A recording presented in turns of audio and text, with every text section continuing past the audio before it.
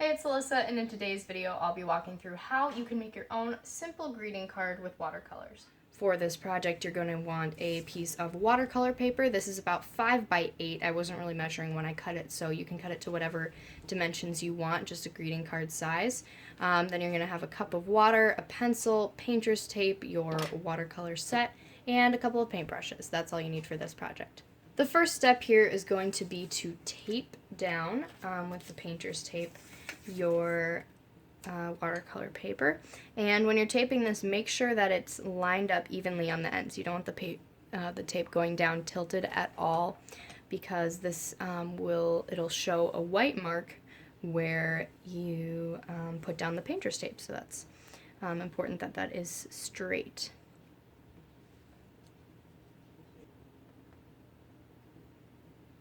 Quick note for the painter's tape, the distance from the edge of the paper to the beginning of the tape is, I would say, about 1/8 of an inch, so that's about what you're going to want to aim for.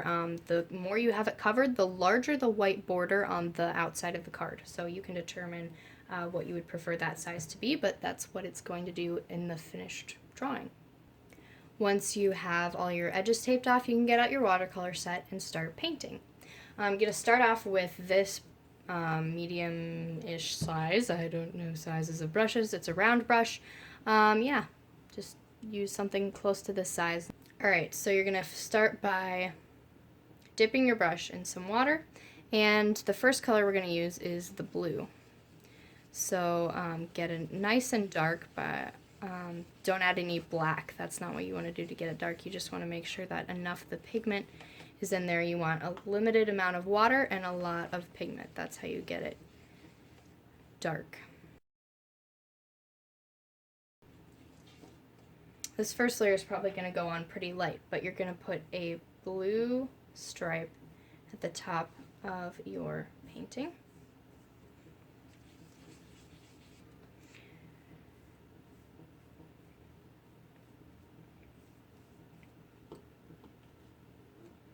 And you're going to use water, like I'm doing here, to blend it out into the white part.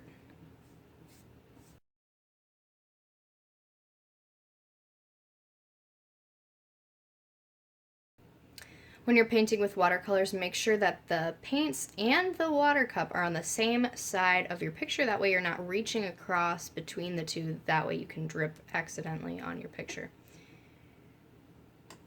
We're going to take some of the darker purples in this set. You can find a dark purple, and we're going to get that wet.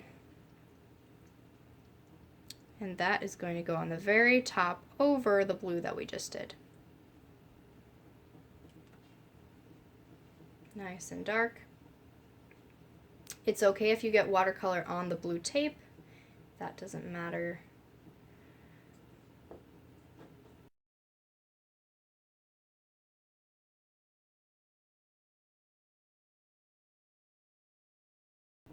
Blend that out nice and smooth.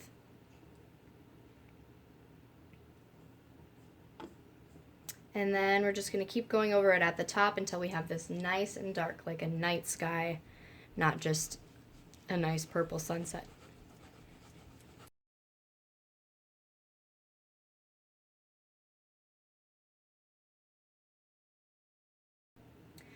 We're going to let this part dry while we move on to the next section. We're going to take a little bit of our water here. We're going to take a little bit of yellow, or yellowish orange is fine, and we're going to add it below. So we've got light blue here and then white. We're going to put it below the white, right, like that. We're going to get some more water to blend this out. All you need to do to blend a line like this is get your brush a little bit wet and paint it below, and see, it'll just blend it perfectly like that.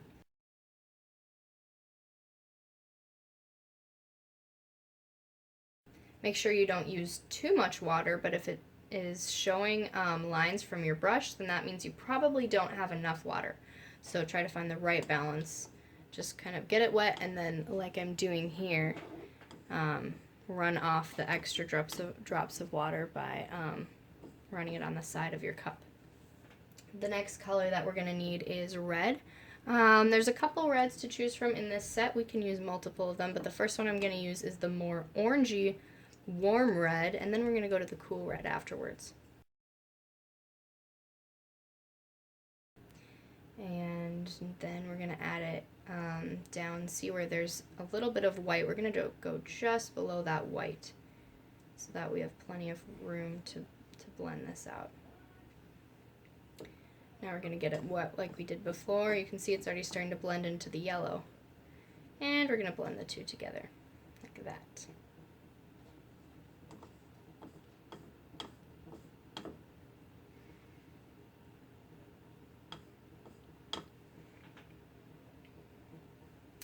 The next thing we're going to do is blend the bottom side.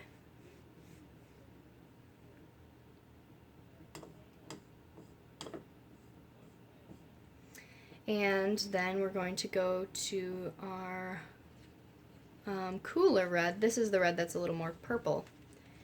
And we're going to get that one ready to go and just add it right underneath our other one. That looks lovely. Let that blend in.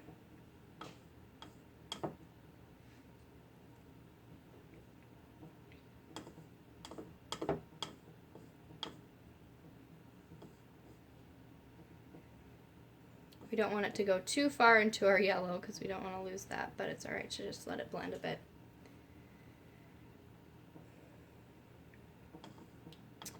Now, while that is drying, we're going to go back up to the top of our page, which should be pretty dry by now. Yep, it feels mostly dry to the touch. It's fine if it's still a little bit wet. Now we're going to take some of this purple, and this has been sitting here for a while, so it's going to be a lot darker than it was before. So we're going to go at the very top.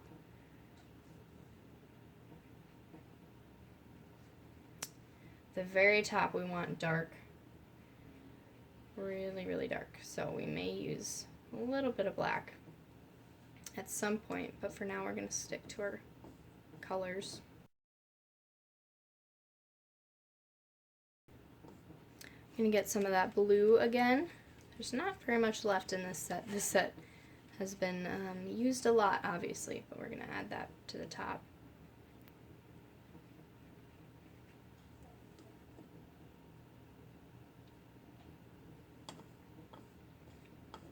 And now I think we're going to use a little bit of black. And when you're using black, just be careful not to use a ton of it. The same with white. White you should rarely ever use because if you want a lighter color, all you need to do is add water. If you add white, it'll kind of look muddy. But with black, you just need to use it very sparingly because a little bit will go a long way and you don't want your picture to look muddy. So we have a little bit of black at the top there. And at this point you might want to change your water because it's getting pretty dirty. But I'm just going to get, like I've been doing before, get it a little bit wet so we can blend this into the rest of it. Now I don't want to overwork this. I don't want to do it too much where the paper starts to get damaged because of so much water and rubbing on it. So I'm going to let that rest and let that dry. And now we're going to move back to our red part of the sky down here. But before we do that, I'm going to quick get some clean water. Alright, ready to keep going. Now that I have some clean water, I'm going to get my brush wet, dab it off a little bit, and then go back to the more orangey warm red, and we're going to put that, another stripe of that in the middle. Really nice and bright.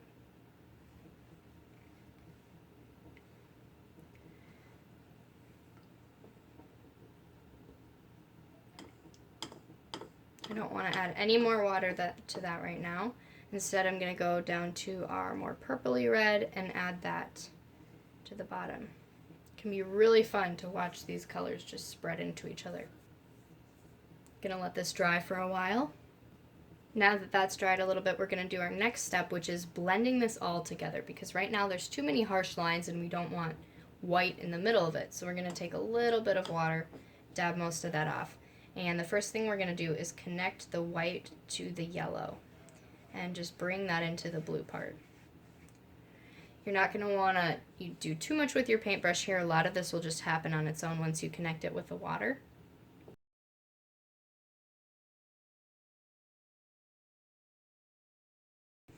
You can see the paper on the top has started to buckle a little bit, and while this isn't ideal, taping it down with painter's tape does help a lot. If you wait for this to dry all the way once you untape it, then a lot of that buckling will go down from your paper and it'll be flat again. We're going to let this dry for a little bit. Now that this has had some time to dry, I'm going to go back to the top part of the sky to get some more blue in there.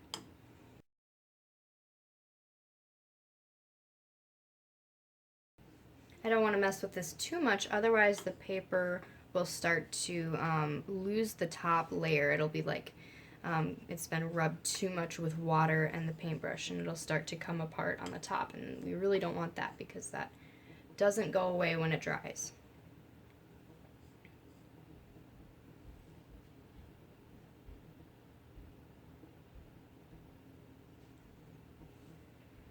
We're going to let it dry again, give it a few minutes to let the buckling go down and have these pools dry up. If you're having too much pooling in your picture, you can always take a paper towel and dab it up, and then don't try to fix it too much with your paintbrush. Sometimes the paint will flow on its own.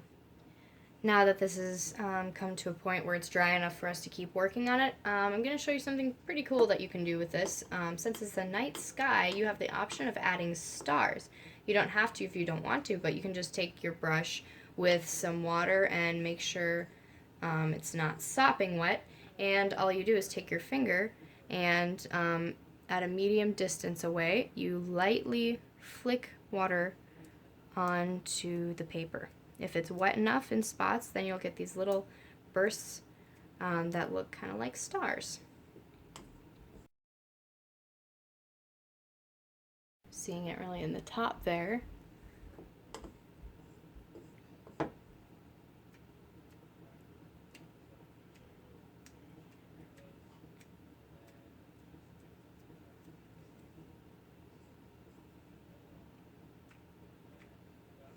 Make sure the drops you're putting on aren't too big, otherwise you'll get these big blotches. I think that's pretty good for our stars. The next thing that we're going to do is work on the very bottom and last step of this painting. For this last step, we're going to take some of our black paint. We want it really dark for this, so make sure you have a lot of the pigment blended into that water. And this white strip that we have on the bottom, if you lost, if this strip got covered in red with yours, that's okay. Just go up about an inch or an inch and a half above your red to start where the ground is going to be. But we're just going to paint this solid black.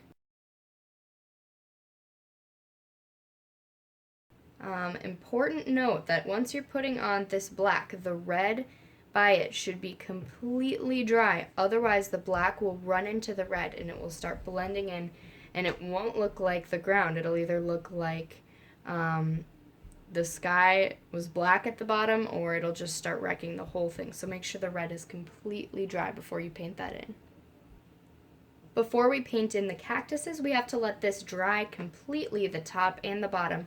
And then we're going to use our pencil and draw on our cactuses, and once we paint them in, then this will be ready to go. But first, we have to let it dry. Now that this is completely dry, we can go ahead and draw in our cactuses. We're going to put in 2 or 3 cactuses, and the first thing you're going to want to do is mark the height of the taller one.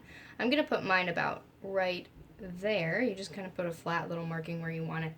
Actually, I'm going to have it moved over just a little bit because you don't want it to run into the side. You don't want it to go off the edge of your picture. And move it even farther. Yep, that looks pretty good to me. And for the top of your cactus, all you're going to do is make a kind of a half circle, and then you're going to draw, you don't want it too thick, you're going to just draw straight lines down to the black part.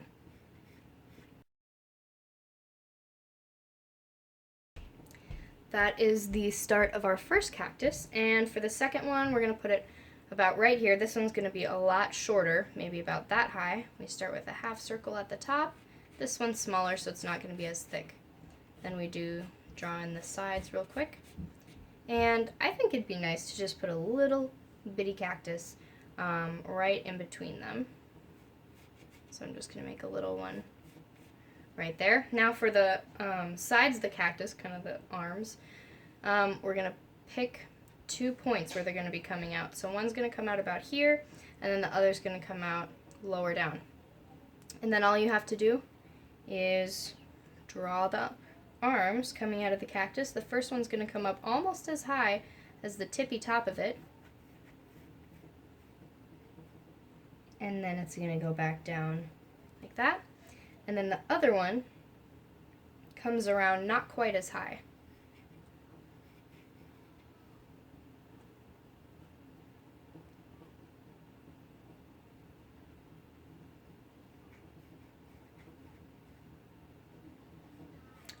There's the outline of our first cactus.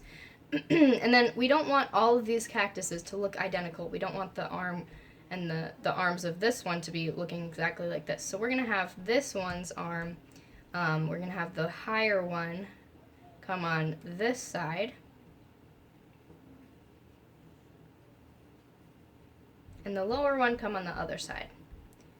Then they don't look exactly the same.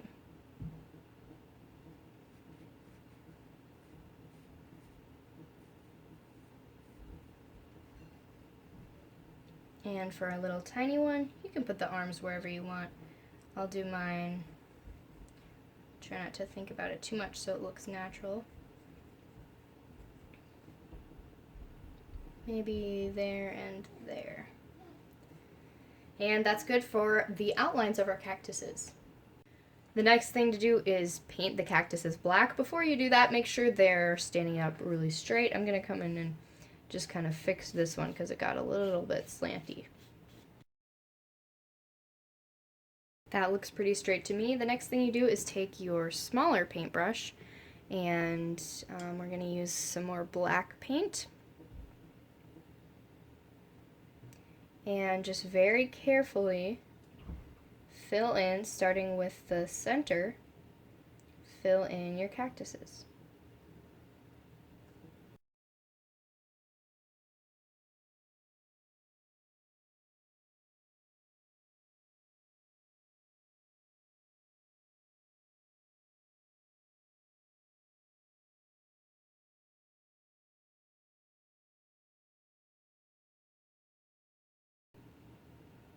The last thing to do here is let this dry completely and then gently erase any pencil marks left on the page. After that, your card is done. After letting this dry for a few hours or overnight, the last step is to carefully peel up the painter's tape. Make sure you do this slowly because it can rip the watercolor paper underneath if you go too fast.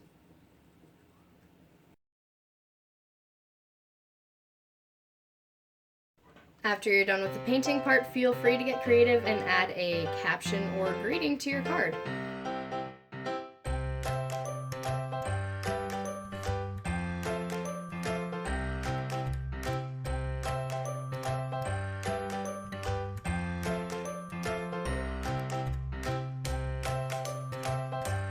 That is it for this demonstration. I hope you enjoyed it, and thank you so much for watching.